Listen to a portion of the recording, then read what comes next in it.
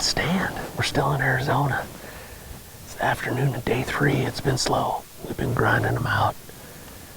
Just picking one up here and there. But we just killed one on the last stand. We're hoping this is it. Finally maybe get on a run. We haven't called in multiple coyotes on back-to-back stands yet this trip, so we're due.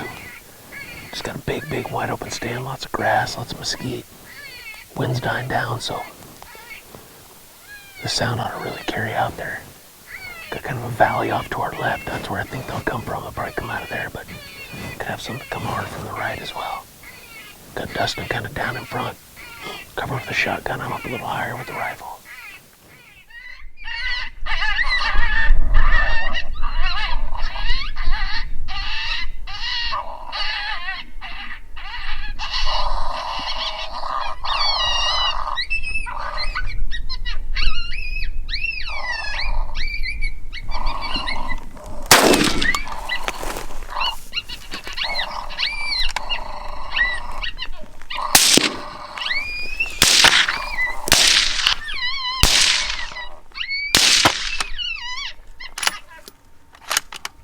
Man, that pair of them came hard to Sig 3.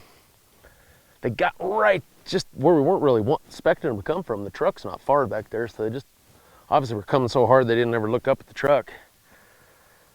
Dustin nailed the first one with shotgun, but it got it back up, and I started shooting at the one that was kind of dipping through the mesquite. I didn't get him, but we ended up getting the lead one rolled up. But once again, we got about 1 second of footage. I could kind of heard them before I even saw them again. Yeah.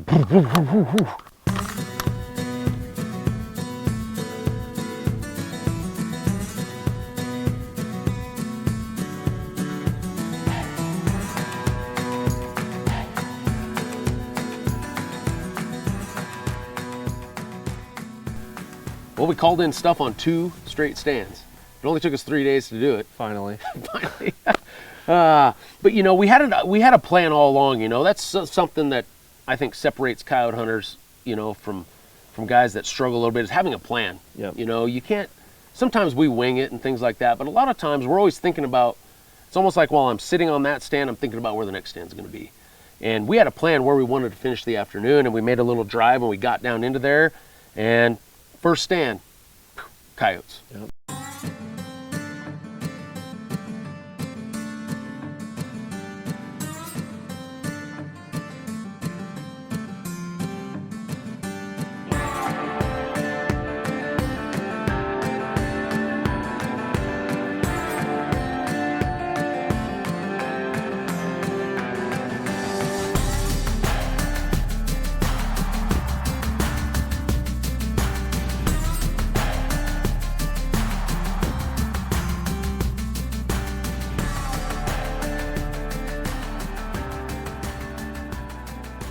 It's go time. It's our last morning.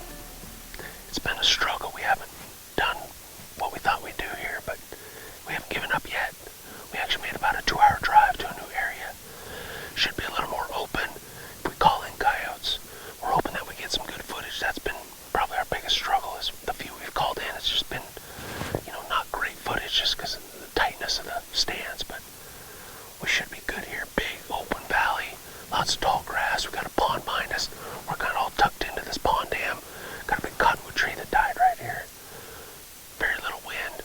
I'm gonna probably let out some howls. We got a lot of options today on this place, but we only have about half a day to hunt, so hopefully I'm gonna let out some howls. Maybe we'll hear some coyotes where they howl. If they come in, great. If they don't, we know where we're gonna go on the next stand. So I'm gonna get down here tucked into this log and see what happens.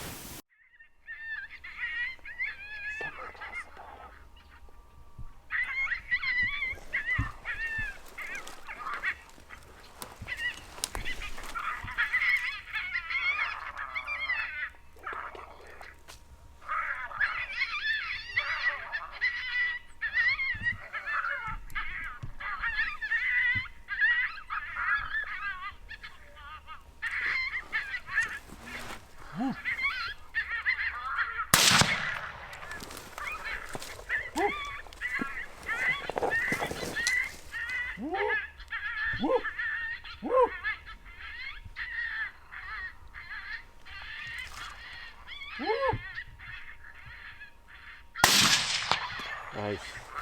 Nice double. Wonder if that's those coyotes that howled. Probably. They came from a long ways. I went through about 4 minutes of TNT cottontail. Then I was at 2.5 minutes of Sig kicking ass 3. Dustin spotted them up there on the side hill coming through the fence, about 300 yards.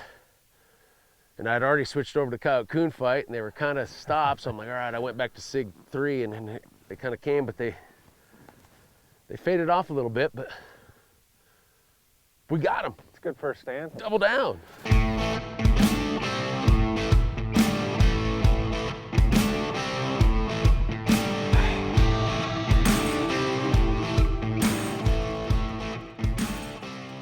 All right. Heck yeah. Well, thanks for cleaning up my mess. Hey, no problem. You know, these coyotes came in great. It just was a product of the angle they came in from. You know, it's not that they really tried to get downwind. They just kind of were fading, and we've never made this stand. We didn't know that there's all these little dips and stuff in the grass. I mean, we could have lost them behind us. We'd have never seen them. So it was go time right here. Luckily, the second one didn't really know what was going on. He stopped out there, but sitting on the side hill as a lefty, it was me turning to my left on the side hill. I was not steady. I was not crazy confident when I pulled the trigger, but I anchored him enough, and we had to run out there a couple hundred yards, and Dustin got another bullet in him, and double in the truck, man. Yeah, good start. I feel excited after rejuvenated. After we heard, you know, so our coyote mentality right now is we have quite a bit of an area to hunt here. We had a big pocket of coyotes howling back up off to behind us to the right. We had a pocket howling to the left. The wind still feels like it's swirling a little bit. It's supposed to be out of the east, but I think now we just kind of put a game plan together to try to get into where we think those other coyotes were, knowing that we only have a half a day here to try to make something happen. So, Agreed. Let's roll.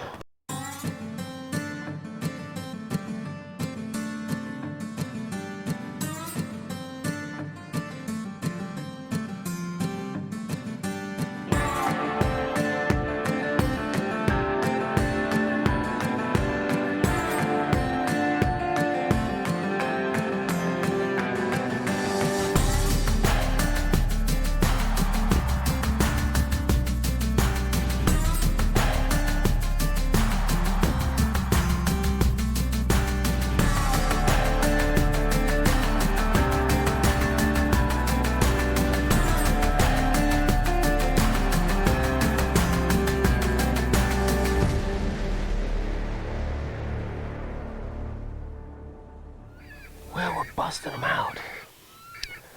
Unfortunately, after the first stand this morning, we haven't called in a coyote yet. We're on our 5th stand of the morning now. Just a series of these big cuts that run up and down from the mountain down to the valley.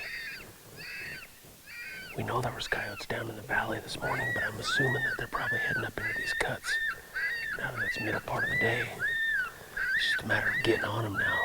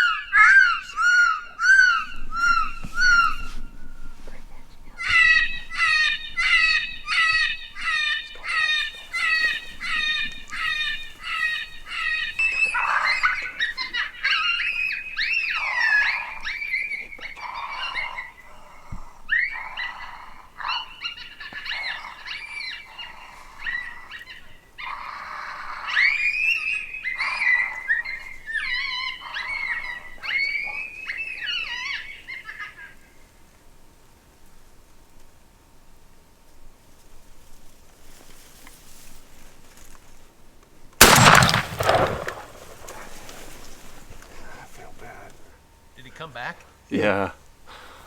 I felt bad when he was on the log, and then he was like half the distance closer than that the second time. He was in the shadow here? Yeah. He's like 20 feet.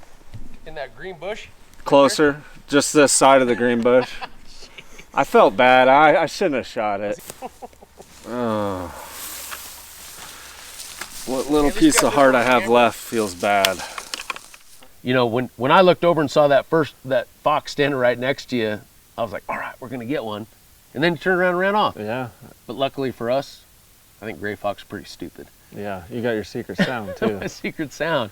You know, that's like 2 fox now we've called in on Sig Kicking Ass 3. You know, I don't know if it's just the growling and stuff in there that maybe sounds like a gray fox at stress or fight. It's got to be something like that. It works. It works. See, because he took off, and then it wasn't. I played a few squeaky sounds first to try to call him back.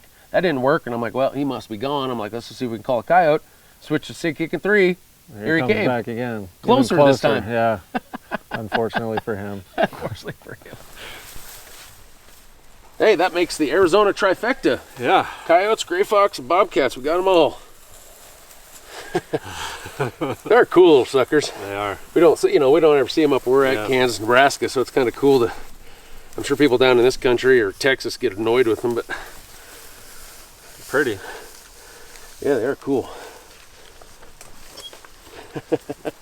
Easy one to drag back to the truck. They're beautiful.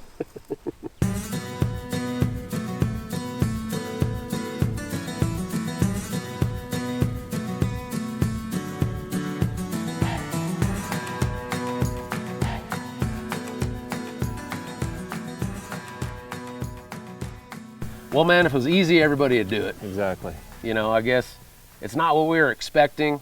You know, we look forward to this trip all the time, and sometimes we've been down here before. It's been a grind, so it's not the first time this has ever happened. It's hunting. It is, you know, and nothing you can do is just keep pounding out stands, making stands, keeping a plan, keeping a positive attitude, and you know, sometimes you're rewarded, sometimes you're not, and that's coyote hunting. Well, guys, thanks for following along. Hope you enjoyed these episodes here in Arizona. Stay tuned. We got you know, Kansas thermal hunting coming up. We're gonna be down there with Rick. Dustin's probably gonna join us for a night. But it should be fun. We killed a pile of coyotes down there last year with thermal. And then we got a little treat for you guys. We're going to do a little daytime raccoon calling. So that'll be fun. Hunt coyotes all night, shoot raccoons all day. What can be better?